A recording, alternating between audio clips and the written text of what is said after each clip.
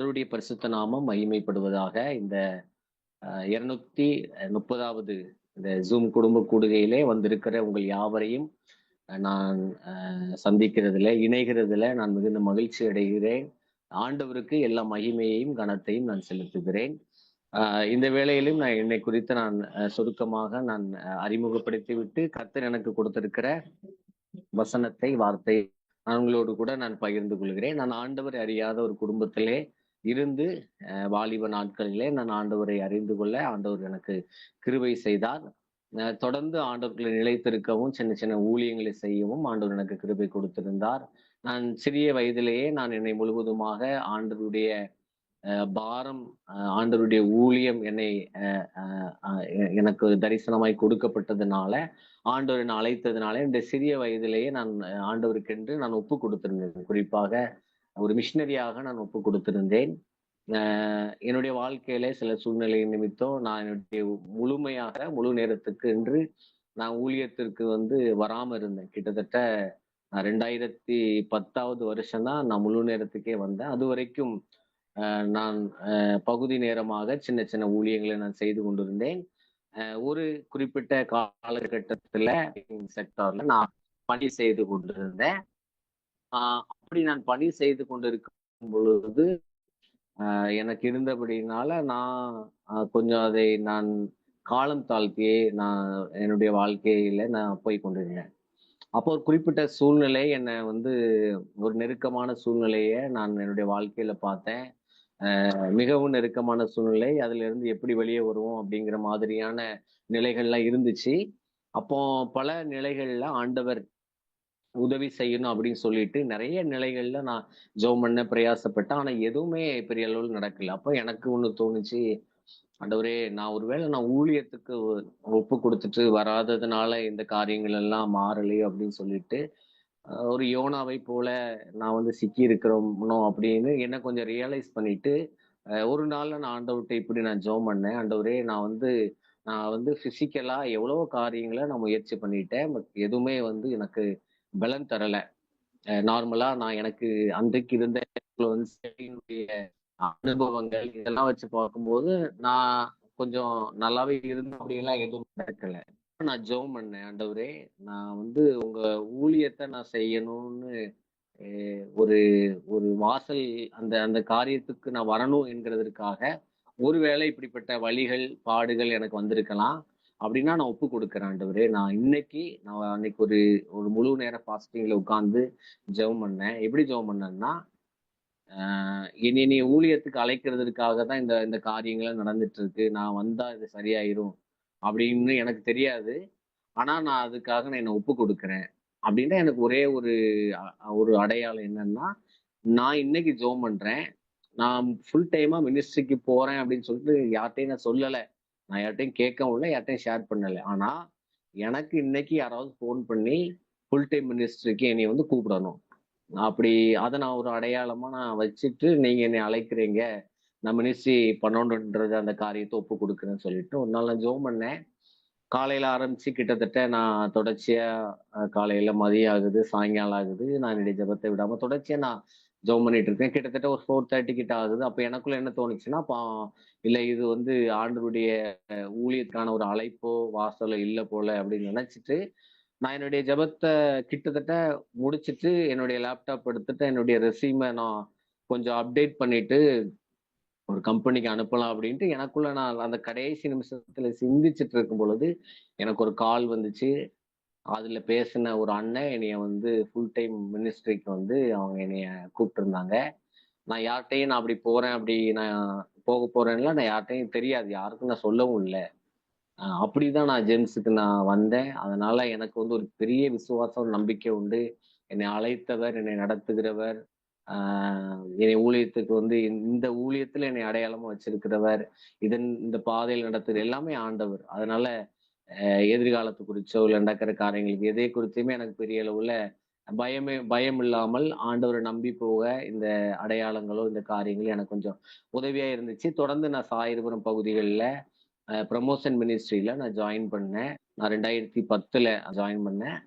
அதுக்கப்புறமா கிட்டத்தட்ட இப்போ வரைக்கும் இந்த ஊழியத்தை செய்ய ஆண்டவர் உதவி செய்தார். ஒரு கேம்பஸ் இருக்கிறது, நம்ம ஜென்ஸ் விஷன் சென்டர்ன்னு சொல்லிட்டு. அங்க நான் ஜாயின் பண்ணும்போது அங்க ஒரு சின்ன ஒரு பில்டிங்கை கட்டுறதுக்கு அப்போ ஆரம்பிச்சாங்க. அப்போ ஆண்டவர் கொடுத்த ஒரு பெரிய கிருபை, அநேகருடைய உதவிகள், அநேகருடைய ஜெபங்கள், அநேகருடைய பிரயாசங்கள், அநேகருடைய ஆலோசனைகள் அது நிமித்தம் அன்றைக்கு நான் ஜாயின் பண்ணும்போது அந்த கேம்பஸ் வந்து பயங்கர காடு மாதிரி இருந்துச்சு. ஆண்டவருடைய பெரிய கிருபையினால அந்த கேம்பஸ் வந்து இன்னைக்கு உருமாற்றப்பட்டிருக்கிற ஒரு பெரிய டிரான்ஸ்ஃபர்மேஷன்.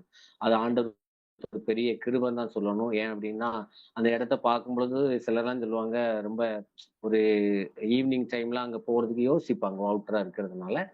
ஆனாலும் அந்த இடத்துல தொடர்ச்சியா 2 யூத் கேம்ப் நடத்துறதுக்கும், தொடர்ச்சியா ஃபாஸ்டிங் பிரே நடத்துறதுக்கும், தொடர்ச்சியா வருஷத்துக்கு ஒரு நேரம் ஒரு ஸ்பான்சர் மீட்டிங் நடத்துறதுக்கும், அடிக்கடி கூடுகைகள் நடத்துறதுக்கும், அதை தொடர்ந்து இப்ப ஜென்நெக்ஸ்ட் அப்படிங்கிற ஒரு ட்ரைனிங்கை அங்க உருவாக்கி அதை நடத்தவும் கர்த்தர் கிருபை கொடுத்தார். இன்னைக்கு அந்த கேம்பஸ் ரொம்ப பிஸியா சென்று கொண்டிருக்கிறது. வரும் நாட்கள்ல அது ஒரு பெரிய ஒரு லெட்டிட் சென்டரா மாற்றப்படுகிற காரியங்கள் எல்லாம் கர்த்தர் செய்வார்.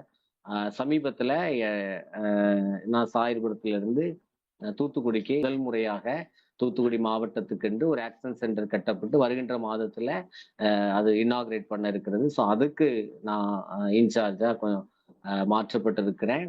ஆண்டவர் தொடர்ந்து இந்த ஊழியத்துல நடத்தி வருகிறார். அவர் எனக்கு சில வசனங்களை, வார்த்தைகளை அல்லது நடத்துதலை கொடுத்து இந்த காரியங்களை எனக்கு சொல்லப்படுகிறதுக்கு முன்பதாகவே எனக்கு நான் போறேங்கிற மாதிரியான வசனங்கள் எல்லாம் எனக்கு ஏற்கனவே கிடைத்ததுனால எனக்கு அந்த செய்தி பெரிய தாக்கத்தை உண்டாக்கல. நான் அதை சந்தோஷம் ஏற்றுக்கொண்டேன். கர்த்தர் நடத்துகிறார் அப்படின்னு சொல்லிட்டு தொடர்ந்து இந்த தூத்துக்குடி மாவட்டத்துல முழுவதும் இந்த ஜென்ஸ் முன்னேற்ற பணி ஊழியத்தை இன்னும் ஆண்டவருடைய கிருபையினால பெரிய அளவுல செய்கிறதற்கு கர்த்தர் நமக்கு உதவி செய்வாராக. தொடர்ந்து ஜெபத்துல நினைத்துக் கொள்ளும்படியா நான் அன்போடு கூட கேட்டுக்கொள்கிறேன். இந்த ஜூம் கூடைகளை நான் உங்களோடு கூட இந்த வார்த்தைகளை, வசனங்களை நான் பகிர்ந்து கொள்கிறேன். அதை பகிர்ந்து கொள்றதுக்கு முன்னாடி நான் பொதுவா சில இடங்கள்ல நான் இப்படி சொல்லுகிறது வழக்கம். அதை நான் உங்களோடு கூட சொல்லிட்டு இந்த வார்த்தையை நான் பகிர்ந்து கொள்கிறேன். நீங்க வேதத்துல முதன்முறையாக இயேசு கிறிஸ்து இந்த உலகத்துக்கு வர்றதுக்கு முன்னாடி அவருக்கு முன்பதாக வழியை ஆயத்தம் பண்ணும் விதமாக யோவான் ஸ்நானகனை அனுப்பினதாக வேதத்துல எழுதப்பட்டிருக்கிறது. அந்த அனுப்பப்பட்ட அந்த மனுஷன், அந்த யோவான் ஸ்நானகனுடைய பிரசங்கம் எப்படி இருந்துச்சுன்னா, மனம் திரும்புங்கள் அப்படிங்கிற ஒரு பெரிய ஒரு எளிமையான ஒரு பிரசங்கம், மிகவும் ஒரு தாக்கத்தை உண்டாக்கக்கூடிய, ஒரு டிரான்ஸ்மிஷனை கொடுக்கக்கூடிய, ஒரு சுவிசேஷத்தை அறிவிக்கக்கூடிய, நற்செய்தி அறிவிக்கக்கூடிய, அல்லது அவனுடைய பிரசங்கமே மனம் திரும்புங்கள் அப்படின்றதுதான் அவனுடைய வார்த்தைகளே இருந்துச்சு. அப்போ அதற்கு பின்பதாக இயேசு கிறிஸ்து வந்ததுக்கு அப்புறமுமே அவர் எப்படி பிரசங்கம் பண்ண தொடங்கினார்னு எழுதப்பட்டிருக்குன்னா, மனம் திரும்புங்கள் பரலோக ராஜ்யம் சமீபமா இருக்கிறது அப்படின்னு சொல்லிட்டு. அப்புறம் அவர் பரத்துக்கு எடுத்துக்கொள்ளுகிற காலமா இருக்கட்டும், அதுக்கு முன்பதா இருக்கட்டும், சீஷர்களை ஆண்டவர் அனுப்பும் பொழுது ஆண்டவர் இதே வார்த்தையை தான் சொல்லி அனுப்புகிறார். நீங்க போகும்போது மனம் திரும்புங்கள் பரலோக ராஜ்யம் சமீபித்து இருக்கிறதுன்னு சொல்லி நீங்க உலகமெங்கும் போய் நீங்க பிரசங்கம் பண்ணுங்க அப்படின்னு சொல்லி அந்த வார்த்தைகளை சொல்லி அனுப்புகிறார். என்னைக்குமே வந்துட்டு இந்த நற்செய்தி, இந்த சுவிசேஷம், ஆண்டவரை குறித்த வசன வார்த்தைகள் ஒரு பெரிய டிரான்ஸ்மேஷனை, ஒரு தாக்கத்தை உண்டாக்கும். அதை யாராலையும் மறுக்க முடியாது. நீங்க நினைச்சு பாருங்க, ஒரு 250-300 வருஷத்துக்கு முன்னாடி நம்மளுடைய கல்ச்சர், நம்முடைய கலாச்சாரம் அல்லது கிறிஸ்துவனுடைய சுவிசேஷம் வருகிறதற்கு முன்பதாக ஒருவேளை நாம் இருக்கிற தமிழகமோ அல்லது தென் மாவட்டங்களோ எப்படி இருந்திருக்கும், எப்படி இருந்துச்சு, எப்படிப்பட்ட வாழ்க்கை முறைகள் இருந்துச்சுன்னு அநேக இடங்கள்ல ஜனங்கள் அடிமைப்பட்டு கிடந்தாங்க, அறியாமையில விழுந்து கிடந்தாங்க. ஆனா அன்னைக்கு வந்த கால்டுவெலோ, போப்போ, மர்காசிஸோ இவங்க எதை கொண்டு வந்தாங்க அப்படின்னா, இந்த வசனத்தை நமக்கு கொண்டு வந்தாங்க, சுவிசேஷத்தை கொண்டு வந்தாங்க. அந்த மனம் திரும்புகள், பரலோக ராஜ்யம் சமீபித்திருக்கிறது, உலகமுங்க இதை பிரசங்கம் பண்ணுங்க அப்படின்னு அந்த வார்த்தைகளை அன்றைக்கும் இன்றைக்கும் தொடர்ச்சியா அநேகர் மிஷினரிகளாக, அநேகர் இந்த அறியப்படாத இடங்களுக்கு பலர் எடுத்து கொண்டு போகிறாங்க. அப்போ நம்ம ஒன்று புரிந்து வரணும், எந்த இடத்துல எல்லாம் இந்த காரியங்கள் சுவிசேஷம் எல்லாம் எந்த இடத்துல எல்லாம் சுவிசேஷம் போகிறதோ அந்த இடத்துல ஒரு பெரிய டிரான்ஸ்மிஷன், ஒரு பெரிய மாற்றம் நடந்திருக்கிறது. நான் யோசிச்சு பாக்குறேன். இங்க திருநெல்வேலி ஆகட்டும், தூத்துக்குடி ஆகட்டும், கிட்டத்தட்ட 6, 7 தலைமுறைகளுக்கு முன்னாடி இருக்கிறவங்க டீச்சரா இருந்திருக்கிறாங்க. ஃப்ளூவென்ட்டா ஆங்கிலம் பேசுறவர்களா இருந்திருக்காங்க. இது எப்படி நடந்துச்சு? இன்னைக்கு பாத்தீங்கன்னா, அரசாங்கம் இன்னைக்கு படிக்கிற பிள்ளைகளுக்கு எப்படி சொல்றாங்க? ஃபர்ஸ்ட் கிராஜுவேஷன் முடிக்கீங்களா? அந்த ஃபேமிலியில ஃபர்ஸ்ட் கிரா கிராஜுவேட் கிராஜுவேட் பண்ற பிள்ளைகளுக்கு அவங்களுக்கு சில காரியங்கள் கொடுத்து படிக்க வைக்கிறாங்க. ஆனா யோசிச்சு பார்க்க முடியல. 6, 7 தலைமுறைக்கு முன்னாடி எல்லாம் எப்படி இதெல்லாம் அவங்களால அவங்க படிக்க முடிஞ்சுச்சு? எப்படி அவங்க ஒரு எஜுகேட்டட் பீப்புளா இருந்தாங்க? எப்படி அவங்க அதுக்கு அடுத்தடுத்த தலைமுறைகள் அவங்க வளர்ந்து கொண்டாங்க? இது வந்து இப்படிப்பட்ட ஒரு வளர்ச்சி, இப்படிப்பட்ட ஒரு மேன்மை, இப்படிப்பட்ட ஒரு அருமையான வாழ்க்கை, இதெல்லாம் எப்படி வந்துச்சுன்னா, இந்த சுவிசேஷத்த அடிப்படையா வச்சுதான் வந்துச்சு. இந்த வசனம், இந்த வேதம் அவருடைய கைகள்ல வரும்பொழுது, அங்க இருந்து வந்த மிஷினரிகள் தியாகத்தோடு வந்து, அவங்க வாழ்க்கையை இழந்து, அவங்க வசனத்த போதிச்சு, அவங்க வந்து பார்க்கும் பொழுது, இங்க இருக்கிற ஜனங்களுக்குள்ள இருந்த அந்த பெரிய இருள், இங்க இருந்த ஜனங்களுக்குள்ள இருந்ததான ஒரு மூட நம்பிக்கைகள், இதெல்லாம் மாற்றுகிறதற்கு அவங்க கல்வியை சேர்த்து குடுத்தாங்க. மருத்துவத்தை சேர்த்து குடுத்தாங்க. அப்ப வெறுமனே வந்துட்டு போகல. இங்க வசனம் வருகிறது, வேதம் வருகிறது, சுவிசேஷம் வருகிறதுன்னா, அதோடு கூட சேர்த்து இதெல்லாம் சேர்ந்து அவங்க முழு வாழ்க்கையுமே ஒரு பெரிய மாற்றத்துக்குள்ள வந்து கொண்டு வந்தது அப்படின்னு தான் நம்ம சொல்லணும். இதை ஏன் சொல்லுகிறேன்னா, இன்னைக்கும் எங்கெல்லாம் கலாச்சாரம் வளர்ந்திருக்கிறதோ, எங்கெல்லாம் கல்வி வளர்ந்திருக்கிறதோ, அங்கெல்லாம் ஒரு மிஷினரியுடைய தியாகம் இருக்கும் அப்படின்னு சொல்லுவாங்க. ஆஹ் so இது எதை நம்ம எப்படி பார்க்கலாம் அப்படின்னா, அந்த இடத்துக்கு வந்த மிஷினரி வேதத்தையும் வசனத்தையும் நமக்கு சுமந்து கொண்டு வந்திருக்கிறார் அப்படின்றது தான் உண்மை. அப்போ இதே காரியத்தை தான் இன்னைக்கு வளர்ச்சி பெறாத மாநிலங்கள் நம்மளுடைய இந்தியாவுல இருக்கு. அங்க நம்முடைய ஜெம்ஸ் ஆனது இந்த காரியங்களை தொடர்ச்சியாய் செய்து கொண்டிருக்கிறது ஆண்டவர் உதவி செய்கிறார். சாதாரணமா சொல்லுவாங்க 30, 35 வருஷம் பின்தங்கி இருக்கிற மாநிலம், பின்தங்கி இருக்கிற கலாச்சாரம், பின்தங்கி இருக்கிற ஜனங்கள் அப்படின்னு நாம சொல்லுவோம். அப்போ இங்க இருந்து தனி மனுஷனா நம்ம அகஸ்டின் ஜெபகுமார் அண்ணன் போயிட்டு அவங்களோடு கூட சேர்ந்த அநேக மிஷினரிகள் பின்பதாக போய் சேர்ந்து அங்க இந்த சுவிசேஷத்தை அறிவிக்கும் பொழுது அதோடு கூட சேர்த்துதான் இந்த கல்வியையும் கலாச்சாரத்தையும் மருத்துவத்தை இன்றைக்கு அவர்களுக்கு கொடுத்துட்டு வர்றாங்க. அங்க இருக்கிற மாற்று கலாச்சாரம் ஆகட்டும் அல்லது நம்ம ஏற்றுக்கொள்ள முடியாத சில பாவமான சூழ்நிலைகள்னு நம்ம சொல்லக்கூடியதை கூட அவங்க வாழ்க்கையினுடைய முறைமைகளாக அவங்க வச்சிருக்கிறாங்க. அதை கூட இந்த சுவிசேஷம் தான் மாற்றினது. அப்ப இது எப்படிப்பட்ட ஒரு தாக்கத்தை உண்டாக்குகிறது அப்படின்னு நம்ம புரிந்து கொள்ளணும். இன்றைக்கு இருக்கிற பிரசங்கிகளோ, இன்றைக்கு இருக்கிற ஊழியம் செய்கிறோம் அப்படிங்கிற பெயர்களை வருகிறவர்களோ இப்படிப்பட்ட தாக்கத்தை தாங்களும் பெற்றுக்கொள்கிறதில்லை, ஜனங்களுக்கும் அறிவிக்கிறதில்லை. ஆகவேதான் இன்னைக்கு சமீபத்துல இதனுடைய வளர்ச்சி, எந்த வளர்ச்சி? அறியப்படாத இடங்களுக்கு, வளர்ச்சி இல்லாத இடங்களுக்கு, மாற்று கலாச்சாரம் உள்ள ஜனங்களுக்கு இந்த சுவிசேஷம் போகணுங்கிற தாக்கம் வந்து இன்னைக்கு குறைந்து கொண்டிருக்கிறது. ஆகவே இப்படிப்பட்ட காரியம் இன்னைக்கு உங்களுக்கும் மக்களுடைய குடும்பத்து ஆண்டவருக்கும் தர வேண்டும். தலைமுறையாக நாம் அதை சுமந்து செல்லக்கூடியவர்களாக நாம் இருக்க வேண்டும். ஏன் அப்படின்னா இப்படி சொல்லுவாங்க, ஒருவேளை கேள்விப்பட்டிருக்கலாம். இப்ப நமக்கு முறையாக சுவிசேஷத்தை வேதத்தை நமக்கு யாரு எடுத்து வந்தோம்னா வந்தாங்க. அவங்க எப்படி முதன்முறையாக அவங்க தங்களை ஒப்பு கொடுத்து வந்தாங்க. இளம் மிஷினரிகள் 20 வயது, 21 வயது, 22 வயது, 23 வயதுல அவர்கள் தங்களுக்கு அனுபவிக்கிறதுக்கு அநேக காரியங்கள் இருந்தும் அந்த தேவ ஜனங்களோடு அநேக மிஷினரிகள் இங்க வந்து வாழ்க்கை தியாகம் பண்ணி அவங்க இங்க வந்து சுவிசேஷத்தை அறிவிச்சாங்க. பொதுவா இப்படி சொல்லுவாங்க, இங்கிலாந்துல இருந்துதான் வேதம் அச்சடிக்கப்பட்டு அன்றைக்கு காலகட்டத்துல உலகம் முழுவதும் அது பிரசரிக்கப்பட்டது அப்படின்னு சொல்லுவாங்க. அந்த அளவுக்கு அந்த நாட்டில இருந்து அநேக மிஷினரிகள் புறப்பட்டு வந்தார்கள். தங்களை அர்ப்பணிச்சு வந்தாங்க. முதல்ல நான் ஆண்டவருக்காக நான் எதையாகிலும் செய்யணும் அப்படின்னு சொல்லிட்டு கிட்டத்தட்ட இப்படி ஒரு ஸ்ட்ராட்டிக்கல் சொல்றாங்க. அன்றைக்கு புறப்பட்டு வந்த மிஷினரிகள்ல 50% பேர் அவங்க வந்து அந்த எந்த தேசத்துக்கு போகணுமோ அங்க போய் சேரல அப்படின்னு சொல்றாங்க. அப்படின்னு என்ன அர்த்தம்? அன்னைக்கு கப்பல்ல தான் பயணம் பண்ணி வரணும், 6 மாசம் ஆகும். அப்போ அப்படி பயணம் பண்ணி வரும் பொழுது கிட்டத்தட்ட அந்த 50% அந்த மிஷினரிகள் வந்து மரித்திருக்கிறார்கள் அப்படின்னு சொல்லிட்டு தான் அர்த்தம். அந்த அப்படிப்பட்ட சூழ்நிலைகள்லையும் அந்த இளம் மிஷனரிகள் இங்கிலாந்துல இருந்து தங்களை முதலாவது ஒப்பு கொடுத்து வந்தார்கள். நாங்க ஆண்டவருக்கு வாழுகிறதற்காக வருகிறோம், ஆண்டவருக்கு நாங்க ஒப்பு கொடுக்கிறோம், எங்க வாழ்க்கைய நாங்க இந்திய தேசம் சந்திக்கப்பட, இலங்கை தேசம் சந்திக்கப்பட நாங்க எங்களை அர்ப்பணிக்கிறோம்னு சொல்லி புறப்பட்டு வந்தாங்க. அவங்களுக்கு அப்புறம் வந்த அடுத்த சந்ததி அவர்கள் அவங்களுக்கு ஆசை இருந்துச்சு ஆண்டவருக்கு ஊழியம் செய்கிறதுக்கு. ஆனா அவங்களுக்கு உலக பிரகாரமான ஈர்ப்புகளினால அவங்களால தங்களை விட்டு கொடுக்க மனசு இல்லை. அப்ப என்ன பண்ணாங்க அப்படின்னா, நான் போகல, ஆனா என்னுடைய பிள்ளைகளை நாங்க மிஷினரிகளை அனுப்பி தரோம் அப்படின்னு சொன்னாங்க. அப்போ முதல் தலைமுறை தங்களை ஒப்பு கொடுத்தாங்க, இரண்டாம் தலைமுறை தங்களுக்கு விருப்பம் உலக பிரகாரமாகவே இப்படி வாழ சிக்கி கொண்டதுனால அவர்கள்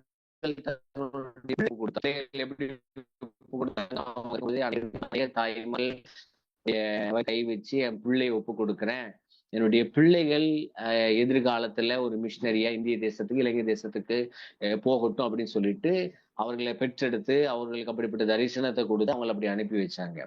மூன்றாவதா வருகிற தலைமுறைகள் எப்படி வந்தாங்க அப்படின்னா, அவர்கள் தங்களையும் ஒப்பு கொடுக்கல, தங்களுடைய பிள்ளைகளையும் ஒப்பு கொடுக்கல. மாறாக அவங்க என்ன யோசிச்சாங்கன்னா, தன்னுடைய பிள்ளைகளை நல்ல படிக்க வைத்து நல்ல வேலைக்கு அனுப்பி நல்ல சம்பாதிக்கிறதுக்கு அனுப்பி வச்சாங்க. அப்போ நிறைய சம்பாதித்து அந்த பணத்தை நாங்க இந்திய தேசத்துக்கோ அல்லது தேவையுள்ள இடங்களுக்கு ஊழியம் நிறைவேற்றப்படுகிறதுக்கு நாங்க அனுப்பித்தாரோன்னு சொல்லிட்டு ஏராளமான பணங்கள் அனுப்பி வச்சாங்க. நாட்கள்ல முதல் தலைமுறை தங்களை ஒப்பு கொடுத்தாங்க, அடுத்த தலைமுறை தன்னை ஒப்பு கொடுக்கல, பிள்ளை அனுப்புறோம் நாங்க. அப்புறமா வந்த தலைமுறை தன்னுடைய பிள்ளைகளை நல்லா படிக்க வச்சு நல்லா சம்பாதிக்க அனுப்புனாங்க. ஆனா பிள்ளைகளை அவங்க அனுப்ப விருப்பம் இல்லை, மாறாக அவங்க நாங்க பணத்தை அனுப்பி தாரோம் அப்படின்னாங்க. அடுத்ததா வந்த தலைமுறையை பாருங்க. அந்த தலைமுறை என்ன பண்ணாங்கன்னா, தங்களை ஆண்டவருக்கு ஒப்பு கொடுக்கல, தன்னுடைய பிள்ளைகளையும் ஒப்பு கொடுக்கல. தாங்கள் சம்பாதிக்கிற சம்பாத்தியம் நாங்க சம்பாதிக்கிறோம், நாங்க ஏன் அனுப்பணும், நாங்க அனுபவிக்கிறோம்னு சொல்லிட்டு பணத்தை அனுப்பல. அவர்கள் உலக பிரகாரமான வாழ்க்கையில் அவ்வளவு வாழ்ந்தார்கள். இன்னைக்கு நீங்க யோசிச்சு பாருங்க, அந்த தேசத்துல கிறிஸ்தவம் எப்படி இருக்குதுன்ட்டு. அன்னைக்கு கட்டப்பட்ட மிக பிரம்மாண்டமான கட்டிடங்கள் இன்னைக்கு இருக்கிறது. ஆனா அந்த கட்டிடத்துக்குள்ள ஆராதிக்கிறதுக்கு தலைமுறைகள் இன்னைக்கு அங்க கிடையாது. இன்னைக்கு அந்த கட்டிடங்கள் மாஸ்க்குக்கும் அல்லது பாருக்கும் ஏதோ ஒரு காரியத்துக்கு விற்கப்படுகிறது. அன்னைக்கு பிரம்மாண்டமா கட்டிடத்தை கட்டினாங்க, ஆனா தலைமுறையை கட்டுகிறதுக்கு மறந்து போயிட்டாங்க. இன்னைக்கு தலைமுறை கிறிஸ்துவின் பக்கம் இல்லை. அப்போ கட்டிடம் இருக்கிறது, கட்டிடம் வேறொரு காரியத்துக்கு இருக்கிறது. அதனாலதான் இன்னைக்கு தலைமுறையை நம்ம சரியான முறையில கட்ட வேண்டும். இந்த அறிவிக்கப்படாத இடங்களுக்கு அறிவிக்க வேண்டும் என்கிற தாக்கம் அந்த கிறிஸ்தவ ஜனங்களுக்குள்ள எப்பொழுதுமே இருக்கணும். எப்ப அது அழியுதோ அன்றைக்கு இந்த முழு கிறிஸ்தவமும் இல்லாத நாடாக, தேசமாக, ஜனமாக இங்கிலாந்தை போல மாறிவிடுவோம். சமீபத்துல ஆஸ்திரேலியாவுல உள்ள ஒரு செய்தியை நான் வாசிச்சு, அங்க இருக்கிற ஒரு மிக பிரம்மாண்டமான ஒரு ஆலயம், ஆராதிக்கிறதுக்கு ஆள் இல்லை, எலக்ட்ரிசிட்டி பில் கட்ட கூட அங்க வழி இல்லைன்னு சொல்லிட்டு அதை வாடகைக்கு விடுறாங்க, அதை பூட்டுறாங்க. அப்ப என்ன அர்த்தம்? அந்த தலைமுறைகளுக்கு சரியான விதத்துல கிறிஸ்துவ போதிக்கப்பட்ட அந்த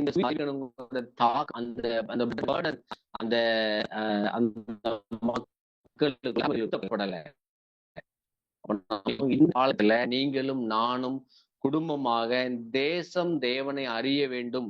இன்னைக்கு ஏன் மிஷினரி பணிகள் ஏன் ரொம்ப அவசியம்னா, என்னைக்கு மிஷினரி பணிகள் அழிகிறதோ அன்றைக்கு தேசத்துல கிறிஸ்தவம் அழிந்து விடும். ஏன்னா இன்னைக்கு பிரசங்கிக்கிற ப்ராஸ்பெரிட்டி ப்ரீச்சிங்க்கு பின்னாடி போகிற கூட்டம் இன்னைக்கு வசனத்தை நம்புகிறது இல்லை, வசனத்தை பிடித்துக் கொள்ளுகிறது இல்லை, வசனம் அவங்களுக்கு அடித்தளமா இருக்கிறது இல்லை.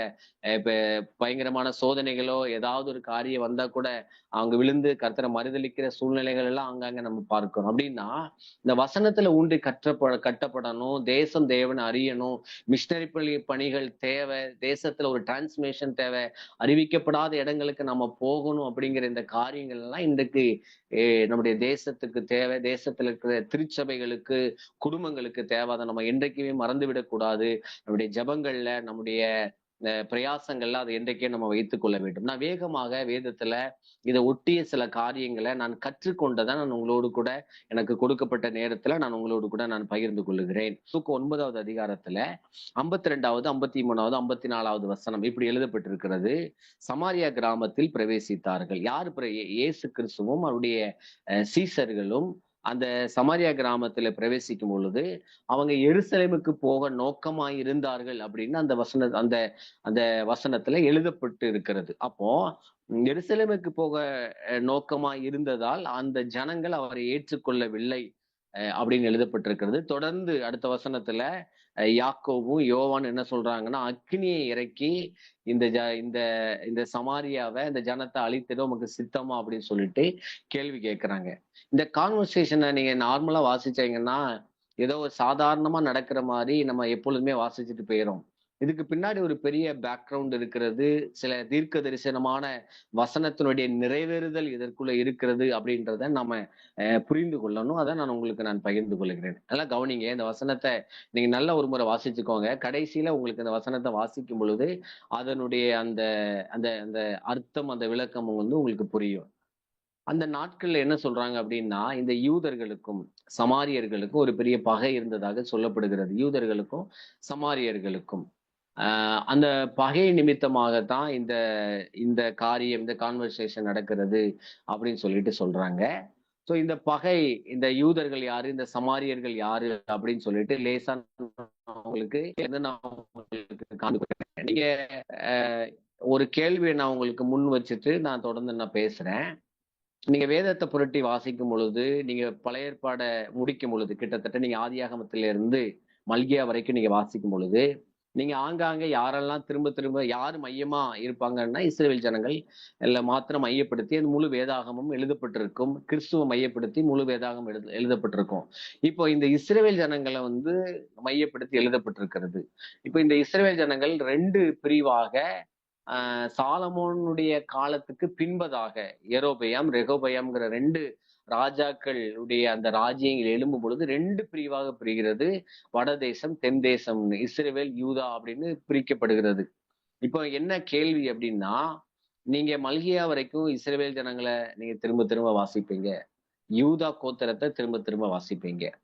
நீங்க புதிய ஏற்பாட்டுல எங்கேயாவது இஸ்ரவேல் ஜனங்கள் இங்க இருந்தாங்க, இஸ்ரவேல் ஜனங்கள் இங்க போனாங்க, இஸ்ரவேல் ஜனங்கள் அந்த அந்த அந்த அந்த பீப்புளை பற்றியதான வசனங்கள் எங்கேயாவது இருக்கா? அவங்க அங்க வசித்தார்கள், குடியிருந்தார்கள், அப்படி அப்படி அப்படி எழுதப்பட்ட அவர்களுடைய வரலாற்று தொடர்ச்சியே நீங்க எங்கேயாவது வாசிக்க முடியுமா? நீங்க என்னையா யோசிச்சு பார்த்திருக்கீங்களா? நீங்க யூதர்களை வாசிப்போம். ஏன்னா யூதா கோத்திரம் நீங்க புதிய ஏற்பாட்டுல வாசிக்கும் பொழுது அது யூதர்களாக நம்ம அது அறியப்படுகிறோம். அது யூதர்கள். அந்த அந்த யூதா கோத்திரத்துலதான் இயேசு கிறிஸ்து வருகிறாரு. அந்த அந்த கோத்திரத்துல அவருடைய சீஷர்கள் அநேகர் இருந்தாங்கன்னு நம்ம வாசிக்கிறோம். ஆனா நீங்க ஆசாரியர்கள்லாம் அன்னைக்கு இருந்தாங்க. இதெல்லாம் ஒரு யூதா கோத்திரத்துல வந்தவங்க, யூதர்கள் அப்படின்லாம் நம்ம புதிய ஏற்பாட்டுல வாசிக்கிறோம். ஆனா இஸ்ரவேலர்களை நீங்க வாசிச்சிருக்கீங்களா? ஏன் வாசிக்கல? ஏன் அவங்க வரல புதிய ஏற்பாட்டுல? அப்ப அவங்க எங்க போனாங்க? என்னைக்காவது யோசிச்சு பார்த்திருக்கீங்களா? இப்போ நீங்க சமாரியர்களை குறித்து நீங்க சில வசனங்களை நீங்க இப்படி வாசிச்சிருக்கலாம். ஏன்னா யூதர்கள் மட்டும்தான் அந்த மேசியானுடைய வருகை எதிர்பார்த்தாங்க. இயேசு கிறிஸ்துனுடைய காரியங்களை குறித்து அவங்க காத்திருந்தாங்க. இப்படி நிறைய தீர்க்க தரிசனமான வசனங்கள் காத்திருக்கிறதை நிறைவேறுதலுக்காகவும் அவங்களை குறித்து எழுதப்பட்டிருக்கும். ஆனா சமாரியர்களும் அப்படி இருந்தாங்கன்னு சில வசனத்துல நீங்க வாசிக்கலாம். அப்ப எப்படி சமாரியர்கள் இந்த யூதா மன்னிக்கணும், இந்த யெகோவா தெய்வத்தை எப்படி அறிஞ்சிருந்தாங்கன்றத நீங்க யோசிச்சு பார்த்திருக்கீங்களா? அதாவது சமாரியர்களுக்கும் யூதர்களுக்கும் இருக்கிற வித்தியாசத்தையும் அவர்களுக்குள்ள எப்படி பகை வந்ததையும் நான் வேகமா வசனத்தின் மூலம் நான் உங்களுக்கு காண்பித்து கொடுக்கிறேன். சமாரியர்களுக்கும் யூதர்களுக்கும் ஒரு பகை இருந்ததாக சொல்லப்படுகிறது. இப்போ யூதர்கள் திட்டுறத இப்ப சமாரியர்களை தான் சொல்லி திட்டுறாங்க. சமாரியனை, நீங்க சமாரியனா அப்படின்னு சொல்லி கோபத்துல திட்டினா கூட அப்படி சொல்லி திட்டுறாங்க. நீங்க அதை எங்க வாசிக்கலாம்னா யோவான் 8வது அதிகாரம் 48வது வசனத்துல இயேசுவை சமாரியன் சொல்லி திட்டுறாங்க. அப்ப திட்டுறதுக்கு கூட எந்த வார்த்தையை யார அவங்க அர்த்தப்படுத்தாங்கன்னா சமாரியர்களை அர்த்தப்படுத்தி பேசுறாங்க அப்படின்னா யோசிக்கணும். அப்ப எந்த அளவுக்கு அந்த ஜனத்தை இந்த யூதர்கள் சமாரியர்களை வெறுத்திருப்பாங்க அப்படின்னு சொல்லிட்டு இந்த இந்த யூதர்களுக்கு சில காரியங்கள் உண்டு. அதை நான் உங்களுக்கு காண்பித்து கொடுக்கிறேன். சமாரியர்களுக்கும் யூதர்களுக்குள்ள வித்தியாசம். அதாவது இந்த சமாரியர்கள் வேதத்துல இருக்கிற தோரான்னு சொல்லப்படுகிற முதல் 5 புத்தகத்தை நம்புவாங்க. அந்த ஆகமங்கள்னு நம்ம சொல்லுவோம் இல்லையா, அந்த 5 புத்தகங்களை சமாரிகள் ஏற்றுக்கொண்டாங்க, பின்பற்றுவாங்க. ஆனா மற்ற புத்தகங்களையோ எந்த தீர்க்க தரிசன புத்தகங்களையும் அவங்க ஏற்றுக்கொள்ள மாட்டாங்க. அவங்களுக்கு மோசே காண்பித்த கெர்சி மலை தான் ரொம்ப பிரதானமா இருக்கும். யாருக்கு? இந்த சமாரியர்களுக்கு. ஆனா நமக்கு நீங்க யூதர்களை எடுத்தீங்கன்னு சொன்னா அவங்களுக்கு பிரதானமான இடம் எதுன்னு சொன்னா எருசலேம் தான். எருசலேமில் இருக்கிற தேவாலயம். ஆனா இவங்களுக்கு கெர்சி மலை தான் ரொம்ப பெரியது. மோசே தான் அவங்களுடைய தீர்க்கதரிசியாக அவங்க எப்பவுமே ஏற்றுக்கொள்ளுவாங்க. ஆனா மேசியா வருவார் அப்படிங்கிற ஒரு பெரிய ஒரு எதிர்பார்ப்பு இந்த சமாரியர்களுக்கு இருந்ததாக நீங்க வசனங்களை வாசிக்கும் போது நம்ம அதை பார்க்க முடியும். சரி, இது இவங்க 2 பேருக்குள்ள வித்தியாசம். இப்போ இவங்க 2 பேர் யாரு அப்படிங்கிறத வேத வசனத்தின் அடிப்படையில நான் காண்பிச்சு கொடுக்குறேன். காண்பிச்சு கொடுக்கும் பொழுது நான் ஆரம்பத்துல இன்ட்ரோடக்ஷன்ல பேசின அந்த வார்த்தைகள் எவ்வளவு வேதத்துல ஒரு அர்த்தமுள்ளதா எழுதப்பட்டிருக்கிறதுங்கிறத நீங்களும் நானும் புரிந்து கொள்ள முடியும். நீங்க வேதத்துல நான் ஏற்கனவே சொன்னபடி இஸ்ரவேல் 2 பிரிவாக பிரிகிறது. 10 கோத்திரங்கள் இஸ்ரவேல் ஜனம் அப்படின்னு சொல்லிட்டோம். மீதி இருக்கிற 2 கோத்திரங்கள் யூதா கோத்திரம், யூதா ஜனம் என்றும் 2 பிரிவாக பிரிகிறத நீங்க வேதத்துல நீங்கள் வாசிக்கலாம். அப்ப இஸ்ரவேல் ஜனத்துக்கு கிட்டத்தட்ட 10 கோத்திரங்கள் இருக்கிறத நீங்க கவனிக்கலாம். அந்த வேதத்துல நம்ம வாசிக்கலாம். இந்த யூதா கோத்திரத்துக்கு பென்யமீனும் யூதாவும் 2 கோத்திரமும் சேர்ந்து அந்த அந்த இன்னொரு தேசமாக மாறுகிறத நம்ம பார்க்க முடியும். யூதா சாம்ராஜ்யம், இஸ்ரவேல் சாம்ராஜ்யம் 2 சாம்ராஜ்யம் உருவாகிறத நம்ம கவனிக்கிறோம். இப்ப என்ன அப்படின்னா, நீங்க யெரொபெயாம் காலம் முதற்கொண்டு இந்த இஸ்ரவேல் சாம்ராஜ்யத்துல தொடர்ச்சியாக அவன் செய்ததை விட அதிகமாய் செய்தான், இவன் யெரொபெயாமின் பாவத்தை விட அதிகமாய் பாவம் செய்தான் அப்படின்னு சொல்லிட்டு ஒரு ராஜாவை விட இன்னொரு ராஜாவுடைய பாவங்களும் அக்கிரமங்களும் அநியாயங்களும் பெருகி கொண்டேதான் இருந்ததை தவிர எந்த ராஜாவும் ஒரு மனம் திரும்புதலையோ அல்லது யெகோவா தெய்வத்திட திரும்பணும் அப்படிங்கிற ஒரு எண்ணமோ எந்த ராஜாக்களிடத்திலும் இல்லை அப்படின்னே நீங்க பார்க்கலாம். ஆனா நீங்க யூதா சாம்ராஜ்யத்துல அப்படி கிடையாது. யூதா சாம்ராஜ்யத்துல யோசியா, யோதாம் இப்படிப்பட்ட நல்ல ராஜாக்கள் எழும்பினதை நீங்க ஆங்காங்கே நீங்க பார்க்க முடியும். இப்படிப்பட்ட ராஜாக்கள் சில ஆண்டவருக்கு விருப்பம் இல்லாத திட்டமில்லாத காரியங்களை செய்த ராஜாக்களும் எழும்பினார்கள். ஆனாலும் சில நேரங்கள்ல ஆங்காங்கே சில நல்ல ராஜாக்கள் எழுப்பி தேவ திட்டத்தை நிறைவேற்றுகிறதை நீங்க பார்க்க முடியும். பொதுவா நீங்க வேதத்துல நம்ம நியாயாதிபதிகள் புஸ்தகமாகட்டும் மற்ற இடத்துலயாகட்டும், அப்ப ஜனங்கள் பாவம் செய்யும் பொழுது அங்க இருக்கிற ஜனங்களை ஆண்டவர் சத்துருடைய கைகள்ல விட்டு கொடுக்கிறது, ஆண்டவர் விட்டு கொடுக்கிறத நம்ம ஆங்காங்கே வாசிச்சிருப்போம். அப்போ அதே போலதான் இந்த 2 கோத்திரத்தையும் ஒரு குறிப்பிட்ட சூழ்நிலைகளுக்கு அப்புறம் ஆண்டவர் இந்த ஜனத்தை சத்துருக்களுடைய கைகள்ல ஆண்டவர் ஒப்பு கொடுக்கிறார். எப்படி ஒப்பு கொடுக்கிறார்? முதலாக கிமு 721 722 இந்த வருஷங்கள்ல அசீரியா சாம்ராஜ்யத்தினால இந்த இஸ்ரவேல் கோத்திரமானது, இந்த 10 கோத்திரம் இஸ்ரவேல் சாம்ராஜ்யம் சிறைபிடிக்கப்படுகிறது. அசீரியர்கள் முதலாக இந்த 10 கோத்திரம் உள்ள இஸ்ரவேல் சாம்ராஜ்யத்தை சிறைபிடித்து கொண்டு போகிறத நீங்க பார்க்கலாம். பொதுவா நீங்க அசீரியர்களை நீங்க கொடுத்து வாசிச்சீங்கன்னா அசீரியர்கள் மிக மிக கொடியவர்கள், பயங்கரமானவர்கள். இப்படி சொல்றாங்க, முதல்ல ஹியூமன் ட்ரேடிங் பண்ணினது இந்த அசீரியர்கள் அப்படின்னு சொல்றாங்க. அப்படின்னா என்னன்னா கிட்டத்தட்ட மனுஷங்களை அடிமையாய் நடத்துகிறது, விலைக்கு வாங்கி அவர்களை வாழ்நாள் முழுவதும் அவங்களை அப்படி செய்கிறது அந்த ட்ரேடிங் பண்ணினது இவங்கன்னு கூட அவங்க அசீரியர்களை குறித்து சொல்லுகிறாங்க. இப்ப இந்த அசீரியர்கள் செய்யற ஒரு ட்ரிக்ஸ் என்ன அப்படின்னா, நான் சொல்றேன். அசீரியர்கள் பொதுவா ஒரு தேசத்தை பிடிச்சாங்கன்னா அந்த தேசத்துல மறுபடியும் அந்த தேசம் எழும்பக்கூடாது, அந்த தேசத்துல ராஜாக்களோ ஜனங்களோ திரண்டு மறுபடியும் அந்த தேசத்தை கைவிட்டு போய்விடக்கூடாது அப்படின்னு சொல்லிட்டு அவங்க ஒரு காரியத்தை செய்கிறது உண்டு. அது என்ன அப்படின்னா சிதறடிக்க பண்ணுவது. அப்படின்னா என்னன்னு கேட்டீங்கன்னா, இப்ப நீங்க இந்த இந்த வசனங்களை சில காரியங்களை நான் சொல்லுகிறேனே, நீங்க நோட் பண்ணி வச்சுக்கோங்க. நீங்க அப்புறமா கூட வாசிக்கலாம். 2 ராஜாக்கள் 17வது அதிகாரம் 6வது வசனத்துல இந்த சம்பவங்கள் நடக்கும் பொழுது, அசீரியா சாம்ராஜ்யம் இஸ்ரேல் ஜனங்களை பிடிக்கும் பொழுது, இஸ்ரவேல் இந்த இஸ்ரேல் சாம்ராஜ்யத்துக்கு தலைமை பட்டணம் எதுவா இருந்துச்சுன்னா சமாரியா தான் இருந்துச்சு. இந்த இஸ்ரேல் சாம்ராஜ்யத்துக்கு தலைமை பட்டணம் சமாரியா. யூதா சாம்ராஜ்யத்துக்கு தலைமை பட்டணம் எதுவா இருந்துச்சுன்னா எருசலேம் இருந்துச்சு. எருசலேம்ல தேவாலயம் இருந்துச்சு. எருசலேம் தான் அவங்களுக்கு தலைமை பட்டணமா இருந்துச்சு. சரி, இப்போ இந்த அசிரியர்கள் இங்க வந்து சமாரியாவை பிடிக்கிறாங்க. சமாரியாவை பிடிச்சாங்கன்னா இஸ்ரேவேலை பிடிக்கிறாங்கன்னு அர்த்தம். அப்போ இந்த சமாரியாவை அவங்க பிடித்தார்கள்னு 17:6 எழுதப்பட்டிருக்கிறது. அங்க இருக்கிற சமாரியாவில் இருக்கிற இஸ்ரேவேல் ஜனங்களை பிடித்து கொண்டு பிற தேசங்கள்ல குடியேற்றுகிறார்கள் அப்படின்னு நீங்க வேதத்தால வாசிக்கலாம். என்ன பண்றாங்க, இங்க வர்றாங்க, சமாரியாவுக்குள்ள வர்றாங்க, இஸ்ரேல் தேசத்துல வந்து அங்க இருக்கிற ஜனங்களை பிடிச்சு கொண்டு பிற தேசங்களுக்குள்ள குடியமர்த்துகிறத நீங்க வாசிக்கலாம். நீங்க அந்த வசனத்தை நீங்க வாசிச்சீங்கன்னா சில தேசங்களுடைய பெயர்கள் எழுதப்பட்டிருக்கும்.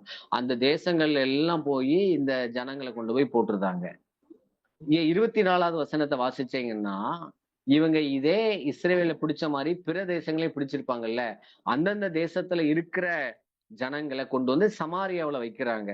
ஃபார் எக்ஸாம்பிள் எப்படின்னா, இப்போ இங்க இருக்கிற தேசத்துல உள்ள ஜனங்கள் ஒரு 10 கோத்திரம் இருக்கு.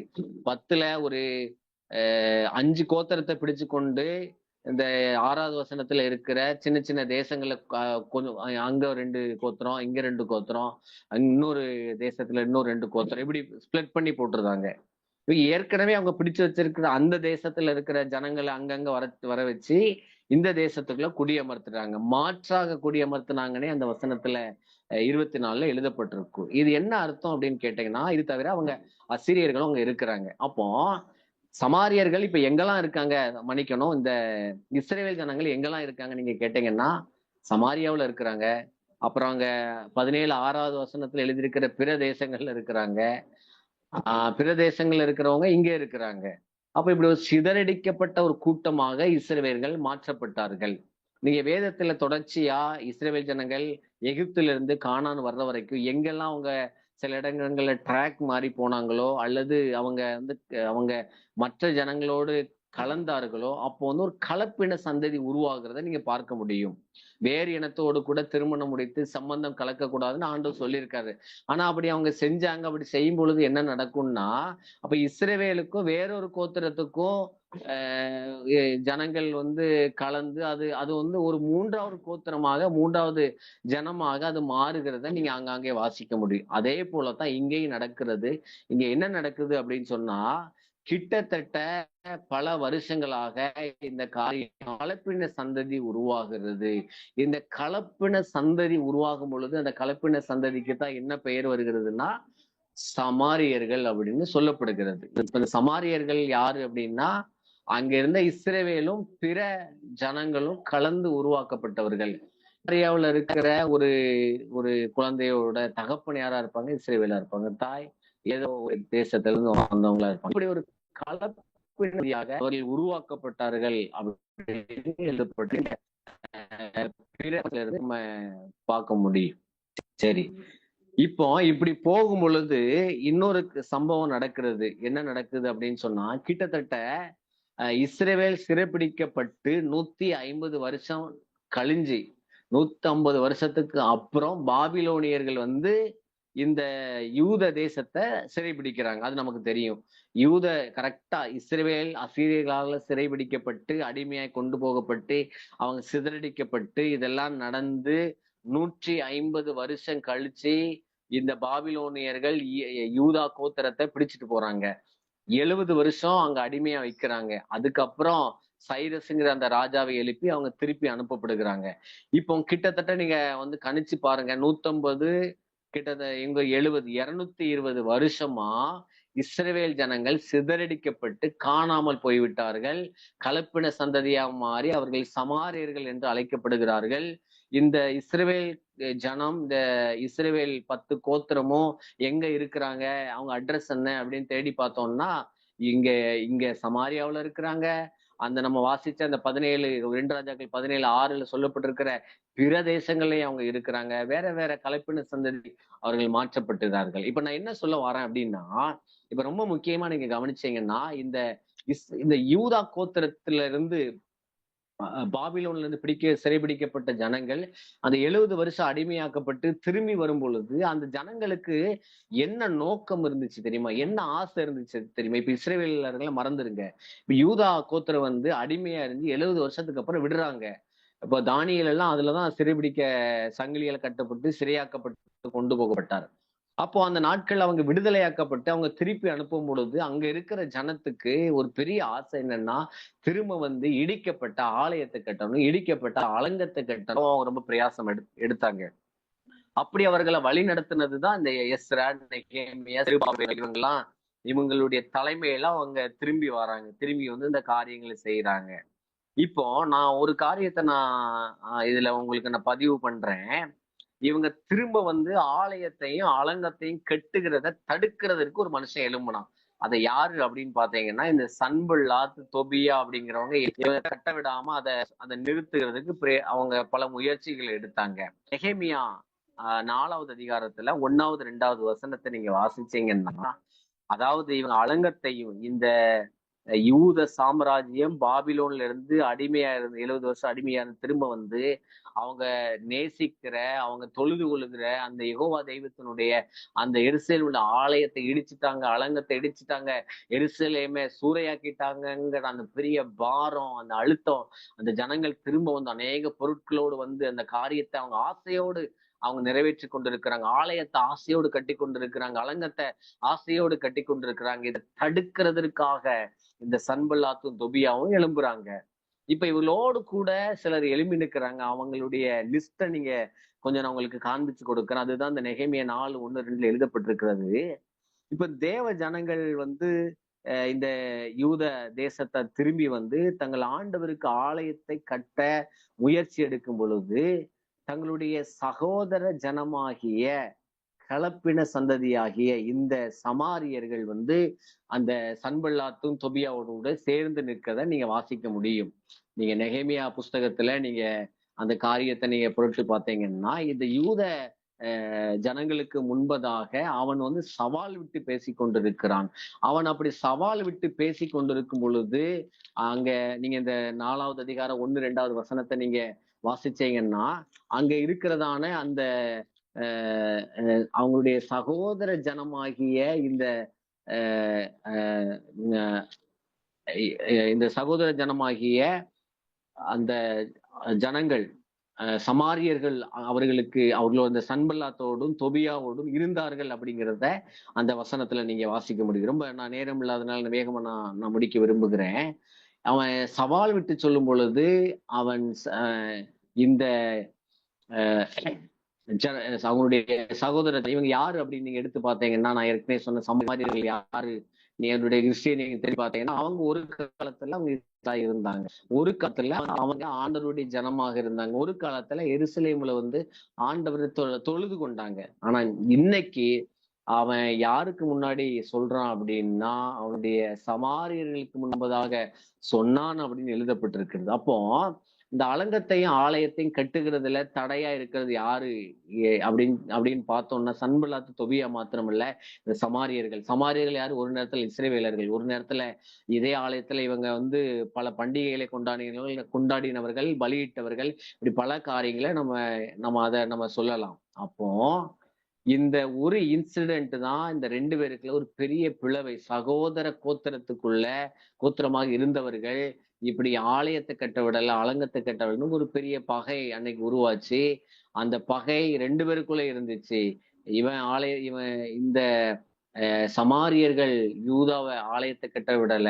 அதனால அந்த யூதர்கள் சமாரியர்களை வெறுத்தாங்க, சமாரியர்கள் யூதரை வெறுத்தாங்க. இப்படி காலம் காலமாக இந்த காரியம் தொடர்ச்சியா நடந்து கொண்டிருக்கிறது. இந்த வசனத்தை எல்லாம் நீங்க நான் காண்பிச்சு கொடுத்த இந்த வசனத்தை எல்லாம் நான் இந்த ஹிஸ்டாரிக்கல் பேக்ரவுண்டு. இப்ப நான் முதல்ல சொன்ன வசனத்தை நீங்க வாசிச்சீங்கன்னா, முதல்ல நான் என்ன சொன்னேன் அப்படின்னா, லூக்கா 9, 52, 53, 54 சமாரியா கிராமத்துல இயேசு போறாரு. இயேசு யாருன்னு கேட்டா ஒரு யூதர். இயேசுவோட சீசர்கள்ல அநேகர் யூதர்கள். அப்போ இவங்க உள்ள போகும் பொழுது எருசலேமுக்கு போக நோக்கமா இருந்தது. எருசலேம் யூதருடைய தலைமை பட்டணம். யாருக்கு பிடிக்காது? இந்த சமாரியர்களுக்கு பிடிக்காது. அதனால தான் இந்த யூதர்களும் எருசலேமுக்கு போக நோக்கமா இருக்கிற அந்த அந்த விஷயத்தை பிடிக்காத ஒரு ஊருக்கு போறாங்க, பிடிக்காத ஒரு ஜனத்தை நோக்கி போறாங்கன்றதுக்காக இந்த சமாரியர்கள் தன்னுடைய கிராமத்துக்குள்ள அவங்களை விடல. சரி, அதுக்கப்புறம் இந்த அவனுடைய சீசர்கள் யாக்கோபு யோவானும் அக்கினியை இறக்கி கொல்லுவன்றான். அவன் ஒன்னும் இயேசு கிறிஸ்து மேல இருக்கிற அந்த பெரிய மரியாதையில அவன் செஞ்சதா நம்ம பார்க்க முடியாது. அவன் 2 பேரும் யூதர்கள், 2 பேருக்கும் சமாரியாவை பிடிக்காது. ஆகவேதான் இவன் ஏற்கனவே பகையாளி. ஆகவே இவன் நம்மளை ஊருக்குள்ள விடலைன்னு சொல்லிட்டு இதுதான் சாக்குன்னு சொல்லிட்டு அவன் அக்கினியை இறக்கி இவனை கொன்றும் அப்படின்றான். இதையெல்லாம் பார்த்துட்டு இருக்கிற இயேசு கிறிஸ்துவத்தான் இன்னைக்கு நம்ம அவர்கிட்ட தான் சில பாடங்களை படிக்க போகிறோம். பாருங்க, ரொம்ப அழகா அந்த காரியத்தை ஹேண்டில் பண்ணுவாரு. நீங்க பழைய ஏற்பாட்டுல எசேக்கியேல் நினைக்கிற ஒரு வசனம் இப்படி எழுதப்பட்டிருக்கும். நீங்க எகிப்துல இருந்து புறப்பட்டது முதல் கானானுக்கு வர்ற வரைக்கும் என்னைய கூடாரத்துல என்னைய தொழுது கொண்டீங்க, எனக்கு நிலையான ஒரு ஆலயத்தை கட்டலைன்னு அங்கலாய்ப்போட சொல்லியிருப்பாரு. அப்போ ஆலயத்தை இடிச்சு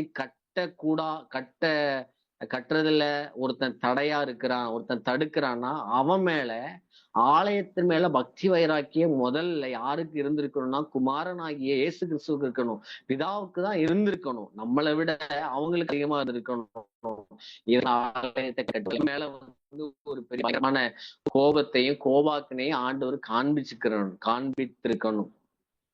ஆனா என்னன்னா ஆண்டவர் காண்பிக்கல. அதுக்கு பதிலா என்ன காண்பிச்சார் தெரியுமா? இந்த இஸ்ரவேலுக்கு, இந்த யூதா கோத்திரத்துக்காக, இந்த யூதர்களுக்காக ஆண்டவர் இந்த உலகத்துல பிறந்து நான் சொந்த ஜனத்துக்காக வந்தேன்னு ஆண்டவர் சொல்லும் பொழுது, இந்த சொந்த ஜனம் மாத்திரமல்ல, இந்த சமாரியர்களுக்கும் இந்த சுவிசேஷம் போகணும், சமாரியர்களுக்கும் ஒரு மாற்றம் வேணும் அப்படின்றத ஆண்டவர் விரும்பினார். அதை நீங்க எங்க வாசிக்க முடியும்னா, நீங்க மத்தேயு 10 லூக்காலையும் நீங்க இயேசு கிறிஸ்துடைய சீசர்களை அவர் அந்த ஊழியத்துக்கு அனுப்பும் போது ஆண்டவர் சொல்லுவாரு, நீங்க புறஜாதிகள் இடத்துல போகாமலும் சமாரிய இடத்துக்கு போகாமலும் அப்படின்னு ஆண்டவர் அதை கோட் பண்ணியிருப்பாரு. ஏன் அதை சொல்றாருன்னா, நீங்க சமாரியாவை பிடிக்காதுங்கிறதுக்காக ஆண்டவர் அப்படி சொல்லல. எப்படி புறஜாதிகள் இடத்துல போகாதன்னு சொன்னாங்களோ சமாரியாவுக்குள்ளேயும் போகாதங்கன்னு ஏன் சொன்னார்னா, இப்போ சீசர்களுக்குள்ள இருக்கிற மைண்ட் செட்டு சரி கிடையாது. அந்த யூதர்களா இருக்கிற சீசர்கள் சமாரியர்களை இன்னும் வெறுத்துட்டு தான் இருக்காங்க. அவங்க நேசிக்கக்கூடிய இருதயம் இல்லை. அதனால இப்ப நீ போக வேண்டிய காலம் இல்லைன்ட்டு அவர் அதை நிறுத்தி வைக்கிறாரு. அதே போல ஒரு இடத்துல நல்ல சமாரியன் அப்படிங்கிற காரியத்தை ஆண்டவர் சொல்லும் பொழுது, அந்த ஊமை ஆண்டவர் சொல்லும் பொழுது சமாரியன் நல்லவன் அப்படின்னு சொல்றாரு. அந்த ஆசாரி சந்ததியோ லேவி கோத்திரத்தையோ தம்முடைய யூத கோத்திரத்தை கெட்டவங்க மாதிரி ஆண்டவர் அத சொல்லி காமிக்கிறார். ஒரு ஒரு உதாரணத்துல சொல்லும் பொழுது, ஒருத்தன் அடிபட்டு கிடக்கான், அவனுக்கு யூத கோத்திரத்துல எவனும் உதவி செய்யல, வேதத்தை எல்லாம் அறிஞ்சவன் எவனும் உதவி செய்யல, ஆனா சமாரிய உதவி செஞ்சான்ட்டு அந்த யூத ஜனங்களுக்கு முன்னாடியே அவங்களுக்கு பிடிக்காத கோத்திரத்தை பத்தி உயர்வா பேசுறாரு. அப்படின்னா கிறிஸ்துவனுடைய மனதுல என்ன இருக்கு அப்படின்னா, அவங்க மேல எந்த பகையோ எந்த காரியமோ இல்லை, அவங்களுக்குள்ள சுவிசேஷம் வேணுங்கிறத கிறிஸ்து விரும்பினார். அதை எப்படி நீங்க வாசிக்கலாம்னா, நான் கடைசியா சொல்லி முடிக்கிறேன். யோவான் எழுதின சுவிசேஷம் 4வது அதிகாரம். சமாரிய ஸ்திரியை ஆண்டவர் சந்திக்கிறார். எப்படி சந்திக்கிறாரு? அவர் யூதேயாவில் இருந்து கலிலேயாவுக்கு போகும் பொழுது சீகாருக்கு வாராரு. பொதுவா யூதேயாவில இருந்து கலிலேயாவுக்கு அந்த நாட்கள்ல நடந்தே போனாங்க. அப்படி நடந்து போகும் பொழுது சீகாருக்கு வரணும் அப்படின்னா கிட்டத்தட்ட எக்ஸ்ட்ரா 3 நாள் நடக்கணும். நம்ம 1 மணி நேரம் நடந்து போகிறதுக்கு நமக்கு எவ்வளவு பேர்டனா இருக்குன்னு நமக்கு தெரியும். அதாவது வாக்கிங் போறது வேற, நீங்க டிராவல் பண்ணி போகும்போது நடக்க விட்டா நமக்கு எவ்வளவு கஷ்டமா இருக்கும் பாருங்க. 3 நாள் எக்ஸ்ட்ராவா நடந்து போறாங்க. அவங்க இப்ப சாதாரணமா ஒரு உதாரணத்துக்கு நான் சொல்லுகிறேனே, இப்ப நான் நேர சென்னைக்கு போனோம். நான் கொஞ்சம் கோயம்புத்தூருக்கு போயிட்டு சென்னைக்கு வந்தா எப்படி இருக்கும், அந்த மாதிரி தான். போக வேண்டிய இடத்துக்கு கொஞ்சம் சுத்தி போகிறார். சீகாருக்கு போயிட்டு போகிறாரு. சீகார்ல யாரு இருக்கா தெரியுமா? வேலை களைத்தவராய் போய் நிற்கும் பொழுது பசியும் தாகம் அவரிடத்துல காணப்பட்டது. சீஷர்கள் போய் அதெல்லாம் வாங்குறதுக்கு போறாங்க. அப்பதான் அந்த பெண்ணை அவர் சந்திக்கிறார். எவ்வளவு அருமையா அது எழுதப்பட்டிருக்கு பாருங்க. அந்த சமாரிய ஸ்திரீட்ட பேசும்போது அவ தண்ணி கேட்கிறாரு. அவ வந்து அவ பேசுற வார்த்தைகளை கவனிச்சு பாத்தீங்கன்னா, இது வந்து யாக்கோபுடைய கிணறுன்னு சொல்லுவா. அவளுக்கு எப்படி தெரியும் யாக்கோபுடைய கிணறுன்னு? ஏன்னா அவ இஸ்ரவேல் வம்சம். அவ அந்த அந்த கோத்திரத்துல வரலன்னா தெரிஞ்சிருக்காது. அதான் அந்த கலப்பின சந்ததியா சமாரியர்களா மாறிட்டாங்க. அவங்க வந்து அந்த ஆதியாகமம் யாத்திரை 5 ஆகமங்களை ரொம்ப அதிகமா விரும்புவாங்க. அதை மட்டுமே அக்செப்ட் பண்ணுவாங்க. அதனாலதான் அந்த அந்த கலாச்சாரத்தை, அந்த அவர்களுக்கு மூதாதையர்களா இருந்த அந்த சந்ததியை மட்டும் அவங்க பிரதானமா பேசுனாங்க. இது யாக்கோவனுடைய கிணறு, இது எங்களுக்கு மூதாதையர்கள் தந்துட்டு போனாங்க அப்படின்னு சொல்லிட்டு சொந்த பெருமையை பேசிட்டு இருக்கிறா. ஆண்டவர் சிம்பிளா ஒரு ஒரு கேள்வி கேட்கிறாரு. அந்த கேள்வியில அவ அவ முழுவதுமாக அவ உடைஞ்சிருதா. அவ வந்து இயேசு கிறிஸ்து தீர்க்கதரிசின்னு பார்க்கிறா. எப்பவுமே நான் கிறிஸ்து யாருன்னு ருசிக்காம நான் இன்னொருத்தருக்கு சொல்ல முடியாது. கண்டிப்பா அந்த இடத்துல ஒரு டிரான்ஸ்மேஷன் நடந்திருக்கு. என்ன நடந்திருக்கு? இயேசு கிறிஸ்து பேசின வார்த்தைகள் அந்த பெண்ணை தொட்டு, அவள் தன்னுடைய பாவ வாழ்க்கைய கிறிஸ்து தொட்டு பேசினதுனால அந்த இடத்துல அவ தன்னை அர்ப்பணித்திருக்க வேண்டும். அப்படி அந்த அர்ப்பணிப்பு இல்லாம அவ கண்டிப்பா இன்னொருத்தருக்கு போய் சொல்லியிருக்க முடியாது அப்படின்னு என்னுடைய கருத்து. ஆனா அது ரொம்ப விரிவா எழுதப்படலை. ஆனா அந்த இடத்துல அவளுக்கு ஒரு பெரிய டிரான்ஸ்மேஷன். அவ ஒரு சமாரிய ஸ்திரீ. இந்த சுவிசேஷம், இந்த காஸ்பல் வந்து, இந்த வேத வசனம் வெறும் யூதர்களுக்கு மாத்திரமல்ல, அன்னைக்கு யூதர்களை வெறுத்து தள்ளின அல்லது அன்றைக்கு ஆலயத்தை கட்டுவதற்கு தடுத்தவர்கள் என்று சொல்லப்பட்ட இந்த வெறுக்கப்பட்ட இந்த சமாரியர்களை முதலாவது நேசித்தது இயேசு கிறிஸ்து தான். இயேசு கிறிஸ்து நேசிச்சு அவர்களுக்கு இந்த சுவிசேஷத்தை போய் சொல்றாரு. இந்த பெண்ணை ரசிக்கிறாரு. அவ ரசிக்கப்படுகிறா. அவ அந்த ஒரு டிரான்ஸ்மேஷன் நடக்கு. அவ போய் ஊருக்குள்ள போய், நீங்க அடுத்த வசனத்தை வாசிச்சீங்கன்னா அந்த யோவான் 4:40 சமாரியர் அவர் போய் ஊருக்குள்ள சொல்றா. அப்ப சமாரியர் அவரிடத்துல வந்து தங்களிடத்தில் தங்க வேண்டும் என்று அவரை வேண்டிக் கொண்டார்கள். இப்ப நான் முதல்ல காமிச்ச அந்த வசனத்தை நீங்க வாசிச்சீங்கன்னா ஊருக்குள்ளே விடமாட்டேன்றான் சமாரியன். ஆனா இன்னைக்கு எங்களிடத்துல நீங்க தங்க வேணும்னு அவன் கேட்கறான். எப்படி நடக்கு இந்த மாற்றம்? எப்படி நடந்துச்சு? நான் தான் சொன்னேன், ஒரு ஒரு இடத்துல கலாச்சாரம் வளர்ந்திருக்கிறது, ஒரு இடத்துல வந்து ஜனங்கள் ஒரு பெரிய வெளிச்சத்துக்குள்ள இருக்காங்கன்னா அந்த இடத்துல ஒரு சுவிசேஷம் இருக்கும். அந்த இடத்துல ஒரு வேதம் இருக்கும். அதுதான் இங்க நடக்கு. இந்த இடத்துல இந்த ஜனங்கள் ஒரு பகையாளியா இருந்தவர்கள் இந்த யூதர்களை ஏற்றுக்கொள்கிறாங்க அப்படின்னு சொன்னா அந்த இடத்துல ஒரு டிரான்ஸ்மேஷன் நடக்கு. அங்க அந்த இடத்துல ஒரு சுவிசேஷம் போகுது. அப்ப அந்த ஜனங்கள் கேட்கறாங்க, தங்க வேணும்னு கேட்கறாங்க. அவர் 2 நாட்கள் தங்கி இருக்கிறார். அவருடைய உபதேசத்தின் நிமித்தம் இன்னும் அநேகர் அவரை விசுவாசித்தார்கள். பாருங்க எவ்வளவு ஒரு டிரான்ஸ்மேஷனை ஆண்டவர் அங்க கொடுத்திருக்கிறார். இன்னைக்கு யூதர்களும் இஸ்ரவேலர்களும் சமாரியர்களும் ஒரு வெறுப்புணர்வோடு பகை உணர்வோடு இருந்தாங்க. ஆலயத்தை கட்டவிடலன்னு ஒரு பெரிய பகை காலங்காலமா இருந்துச்சு. நம்மளாம் சொல்லுவோம்ல, பரம்பரை பகைப்பா, பரம்பரையா இந்த பகை இருந்துகிட்டே இருக்குன்னு. ஆனா இதை உடைச்சது எது தெரியுமா? சுவிசேஷம். உடைச்சது எது? வசனம். உடைச்சது எது? ஆண்டவர் பேசின வார்த்தை, வசனம். அப்போ நம்ம தேசத்துக்கு ஏன் மிஷினரி பணி வேணும்? ஏன் சுவிசேஷம் அறிவிக்கப்படணும்? ஏன் அறிவிக்கப்படாத இடத்துக்கு இந்த இந்த வெளிச்சம் போகணும்னு கேட்டீங்கன்னா, இது ஒண்ணு மட்டும்தான் வெளிச்சத்தை கொடுக்குங்க. இந்த உலகத்துல இந்த இந்த நம்ம தேசத்துல இன்னைக்கு வந்து இந்தியா வளர்ந்துட்டு அப்படி இப்படின்னு பல காரியங்களை சொல்றாங்க. ஆனா வசனம் போற இடத்துல மட்டும்தான் வெளிச்சம் இருக்குது. வசனம் எங்கெல்லாம் போச்சோ, இந்த வார்த்தை எங்கெல்லாம் போச்சோ அங்க ஒரு பெரிய காரியம் அங்க இன்னைக்கு வந்து நடந்துட்டு இருக்கிறது. நம்ம கேள்விப்பட்டிருக்கோம், விபச்சாரத்தை தொழிலாக காலங்காலமாக செய்து கொண்டிருக்கிற ஒரு பெரும் கூட்டம் இன்றைக்கு அவர்கள் படிக்கிறார்கள், அவர் கலாச்சாரத்தை மாற்றி கொண்டிருக்கிறார்கள். இந்த அது பாவம்னு தெரியாம அது கலாச்சாரமா செய்து கொண்டதுல இருந்து அவங்க வெளியே வந்திருக்காங்கன்னா எது மாத்துச்சு? சுவிசேஷம் மாத்துச்சு. அப்ப அதனாலதான் இன்னைக்கு இந்த தேசத்துக்கு, இந்த கிறிஸ்டியானிட்டிக்கு இந்த சுவிசேஷம் தேவை. இந்த தேசம் தேவனை அறியணுங்கிற அந்த பாரம் நமக்கு கட்டாயம் தேவை. இந்த பாரம் தான் தேசத்தை மாற்றும். இந்த பாரம் தான் கிறிஸ்தவத்தை இன்னும் கூர்மையாக்கும். இந்த பாரம் தான் தேசத்துல இருக்க இருளை விளக்கும். நான் கடைசியா நான் சொல்லி முடிக்கங்க. இந்த காணாமல் போன இஸ்ரவேல் வீட்டாரை அப்படின்னு நீங்க வசனத்துல வாசிச்சிருப்பீங்கல. அந்த தீர்க்க தரிசனத்தினுடைய நிறைவேறுதல் தான் இது. அந்த காணாமல் போன இஸ்ரவேல் வீட்டார் யாரு? இந்த சமாரியர்கள்.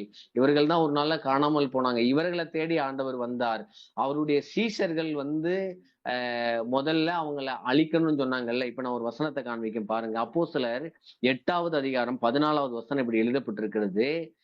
இயேசு கிறிஸ்து சிலுவையில் அறைக்கப்பட்டு உயிரோடு எழுந்ததுக்கு அப்புறம், அவரு பரத்துக்கு ஏறினதுக்கு அப்புறம் சீஷர்கள் போய் சுவிசேஷம் அறிவிக்கிற அந்த நாட்கள்ல நடந்த 2 வசனத்தை நான் காண்பிக்கிறேன். சமாரியர்கள் வேத வசனத்தை ஏற்றுக்கொண்டதை எருசலேமில் உள்ள அப்போஸ்தலர்கள் கேள்விப்பட்டுன்னு எழுதப்பட்டிருக்கிறது.